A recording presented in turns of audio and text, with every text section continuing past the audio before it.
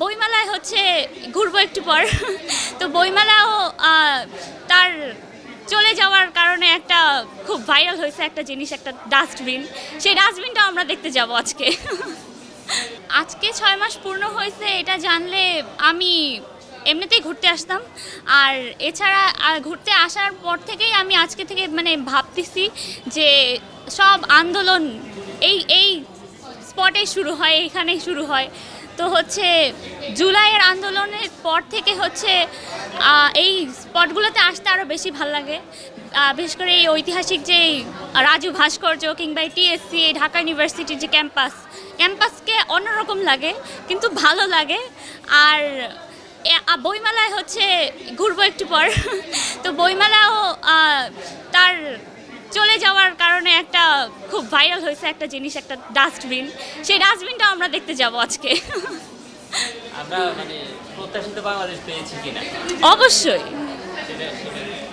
আমাদের প্রত্যাশিত বাংলাদেশ ছিল হচ্ছে যেভাবে চলার কথা ছিল, আমরা যেভাবে ভাবতেছিলাম আসলে সেভাবেই যাচ্ছে আমার কাছে মনে হচ্ছে। এই যে নতুন যে সরকার, আমার দিক থেকে মনে হচ্ছে যে তারা সর্বোচ্চ চেষ্টা করতেছে, এবং আমার কাছে মনে হচ্ছে যে পরবর্তী নির্বাচন যদি সঠিকভাবে হতে পারে তাহলে আমাদের যে প্রত্যাশা ছিল সেটা সম্পূর্ণভাবে আমরা সেটা পাবো। শেখ হাসিনার সরকার থাকাকালীন সময় আপনারা কেমন ছিলেন আর এখন কেমন? আমার সব থেকে ভালো লেগেছে সেটা হচ্ছে আগে আমরা হলে সিট পেতাম না তাড়াতাড়ি, অনেক বছর যারা ফার্স্ট ইয়ারে ছিল তাদেরই 1 বছর লাগতো, এইভাবে বাইরে ঢাকা শহরে থাকা অনেক কষ্টকর। এইবার কয়েক মাসের মধ্যে মেয়েরা হলে সিট পেয়ে যাচ্ছে, এবং প্রথমে 1 মাসের মধ্যেই সিট পেয়ে গেছে, অনেকগুলো সিট খালি হয়ে গেছে। দেখা গেছিলো যে যারা সিনিয়র ছিলেন ওরা অনেকগুলো ফ্লোর পলিটিক্যালি ধরে রেখেছিলেন। তো এই তুলনায় এখন বর্তমানের সরকারে ভালো পরিস্থিতি আছে। রাজনৈতিক সরকার আর শেখ হাসিনাই ক্ষমতায় ছিল, সেক্ষেত্রে কি আপনি হলে উঠতে ভয়ে কাজ করতেন? পলিটিক্যালি হলে ভয় কাজ করতো। একটা স্টুডেন্ট হিসেবে এই সময় আমাদের দ্বারা অনেক কষ্টকর হয়ে যায়, অ্যাসাইনমেন্ট, প্রেজেন্টেশন এগুলোর মাঝে আবার মিছিল টিছিল এগুলো করা, বা আপুদের প্রতিটা কথা মানা। এখন বলবে রাত 2টোর দিকে এসে তোমরা মিছিল করো বা এগুলো করো, তো এগুলো অনেক কষ্টকর হয়ে যায়। এখন ভালো হয়েছে, একটা ভালো এনভায়রনমেন্ট ক্রিয়েট হয়েছে, পড়ালেখা ভালো হচ্ছে। তো আগের তুলনায় এখনকার হলের এনভায়রনমেন্টটা বেশি স্বাস্থ্যকর। একেবারে তো একটা সরকার নতুন আসার পরে সাথে সাথে তার রেজাল্ট পাবো সেটা কখনো এক্সপেক্ট করা উচিত না। একটা সরকারকে সময় দিতে হয়, তার গুছাইতেও সময় লাগে। যেভাবে সরকার পতন হয়েছে, তার যে বিভিন্ন যে সেক্টর আছে এই জায়গায় যে মানুষজনকে বসানোর পরে তার ফলাফল পাইতেও হইলেও সময় লাগবে। কিন্তু সেই হিসাবে যদি চিন্তা করি, আমি মনে করি যে আমাদের যে নতুন বাজেটটা হয়েছে সেখানে বাজেটের ক্ষেত্রে আমাদের মনে করেন অনেক ক্ষেত্রে মধ্যবিত্তদের উপর একটু বেশি জিনিসগুলো হচ্ছে।